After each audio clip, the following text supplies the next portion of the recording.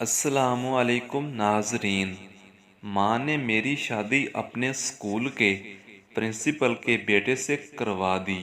شادی کی پہلی رات پاگل شوہر نے کہا کہ آنکھیں بند کر کے سیدھی لیٹ جاؤ۔ پھر اس نے ایسی حرکت کی کہ میری آنکھوں میں آنسو آ گئے۔ پاگل شوہر روز یہی حرکت کرتا۔ میں آنکھیں بند کیے سو جاتی۔ چند دن بعد میں حاملہ ہو گئی۔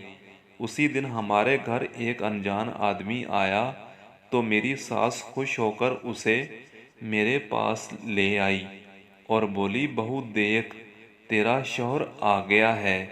میں نے دیکھا سر تو دماغ چکرا گیا۔ تو ناظرین، کہانی میں آگے کیا ہوا جاننے کے لیے کہانی کو آخر تک لازمی سنیے اور چینل کو بھی ساتھ ساتھ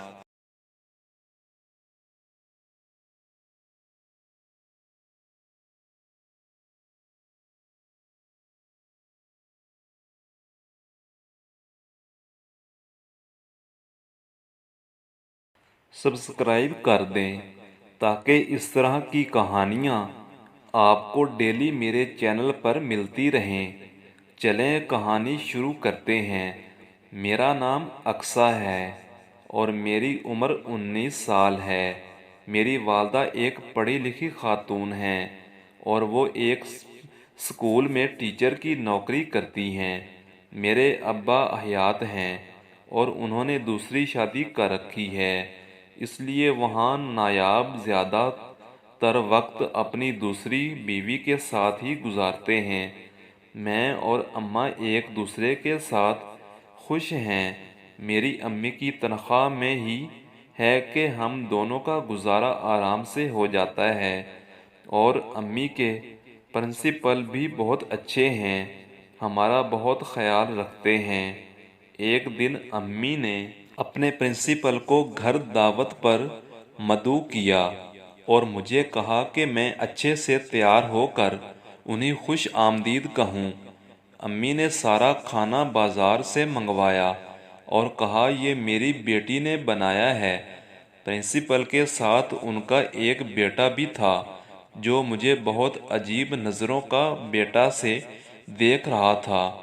وہ جب سے آیا تھا صرف کھا رہا تھا اور مجھے ہی گھور رہا تھا۔ اقصیٰ بیٹا، اعجاز کو اپنے کمرے میں لے جاؤ اور اسے اپنی چیزیں دکھاؤ۔ امی کے کہنے پر میں اسے اپنے کمرے میں لے آئیں اور سوچنے لگی میں اسے اپنی کون سی چیز دکھاؤں۔ یہ لڑکا ہے اور میں لڑکی ہوں جو میرے کمرے میں بہت سی کتابیں پڑی تھی، میں اسے وہی دکھانے لگی۔ اعجاز نے اچانک میرا ہاتھ تھام لیا۔ اس کی اس حرکت سے مجھے خوف زدہ کر دیا۔ میں اس سے اپنا ہاتھ چھڑوانے لگی۔ وہ بولا، تم بہت نرم ہو۔ اس بات کرنے کا انداز مجھے پاگلوں جیسا لگا۔ میں باہر گئی، وہ بھی میرے پیچھے باہر آ گیا۔ کچھ دیر بعد پرنسپل اور ان کا بیٹا اپنے گھر واپس چلا گیا۔ میں نے امی سے اس بارے میں ان کا بیٹا دوبارہ ہمارے گھر آئے۔ انہوں نے جب میری اور اعجاز کی شادی کی بات کی تو میں حیران رہ گئی۔ امی نے میری مرضی جانے بنا میرا رشتہ پکا کر دیا۔ اگر میں اس وقت انکار کرتی امی کی تربیت یہ سوال اٹھتا، اس لیے میں نے بھی خاموشی اختیار کر لی۔ امی ایک ہفتے بعد میرا نکاح کر کے مجھے رخصت کر دیا۔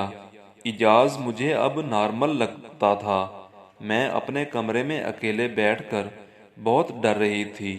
اعجاز نے پہلی مرتبہ میرے ساتھ جو حرکت کی تھی وہ لمحہ یاد کر کے میں مزید خوف زدہ ہونے لگی۔ کچھ دیر بعد اعجاز کمرے میں آیا اور مجھے دیکھ کر مسکرایا۔ اسے مسکراتے ہوئے دیکھ کر میں تھوڑا مطمئن ہوئی، مگر جب اس نے ناچنا شروع کیا میں دوبارہ سے سہم گئی۔ وہ ڈانس کرتے ہی بیڈ پر آ گیا اور مجھے بازو سے پکڑ کر اپنے اوپر جھکا لیا۔ میرے پاس اسے روکنے کا اختیار نہیں تھا کیونکہ وہ اب میرا شوہر تھا۔ تم نے اس دن میرا ہاتھ کیوں چھوڑا تھا؟ میں تمہیں اچھا نہیں لگا تھا؟ کیا تم اب بھی مجھے چھوڑ کر چلی جاؤ گی جیسے اس دن چھوڑا تھا؟ وہ ریگ کلائی کو مضبوطی سے تھام کر کرو وحشت زدہ انداز میں بولا۔ اس کا پاگل پن دیکھ کر میں خوف زدہ ہو گئی اور کہنے لگی، نہیں، میں تمہیں چھوڑ کر کہیں نہیں جاؤں گی کیونکہ اب تم میرے شوہر ہو۔ میں اپنے ڈر پر قابو پا کر مسکرائی آ کر بولی، میری ہر بات ماننا بھی تمہارا فرض ہے۔ اگر تم نے میری بات نہ مانی تو میں تم سے ناراض ہو جاؤں گی۔ اب کی بار اس کی گرفت میں میری گردن تھی۔ میں نے مسکراتے ہوئے چلا دیا اور بولی، ہاں، میں تمہاری ہر بات مانوں گی۔ اس نے مجھے گردن سے چھوڑا اور کہا، اب سیدھی لیٹ جاؤ۔ اس کے کہنے پر میں سیدھی لیٹ گئی۔ میں کچھ دیکھ نہ سکوں اس لیے اس نے میری آنکھوں پر پٹی باندھی اور کچھ دیر بعد میرے ساتھ اپنا نکاح حلال کرنے لگا۔ وہ جب ایک نارمل انسان کی طرح تھا، وہ کہیں دیر تک ایسا ہی کرتا رہا۔ میری آنکھوں سے آنسو بہتے رہے۔ میرے کئی بار مسا کرنے کے باوجود نہ رکا اور اپنی مرضی سے ہی رکا۔ وہ دبلا پتلا کمزور لڑکا تھا مگر اس وقت بہت بھاری اور طاقتور محسوس ہو رہا تھا۔ صبح کے وقت اس نے میری آنکھوں کی پٹی بنا دی۔ میں حیران زدہ نگاہوں سے اسے دیکھتی رہی۔ میں اس پاگل جنگلی انسان کے ساتھ نہیں رہنا چاہتی تھی۔ میں امی سے مل کر انہیں اعجاز کی سچائی بتانا چاہتی تھی۔ میں امی سے ملنے ان کے گھر گئی تو امی اپنا سامان پیک کر رہی تھی۔ امی، آپ کو وہاں جا رہی ہیں؟ میں نے پریشان عالم میں پوچھا۔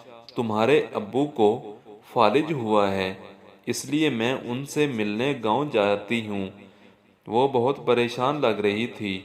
میں انہیں اپنی پریشانی بتا کر مزید پریشان نہیں کرنا چاہتی تھی اس لیے خاموش ہو گئی اور امی کو ہنستے ہوئے الوداع کہا۔ شام کے وقت میں دوبارہ اپنے گھر واپس لوٹ آئی۔ مجھے امید تھی اعجاز رات والی حرکت میرے ساتھ دوبارہ نہیں دہرائے گا مگر یہ میری امید ٹوٹ گئی ہے۔ اعجاز نے مجھے سیدھا لیٹنے کا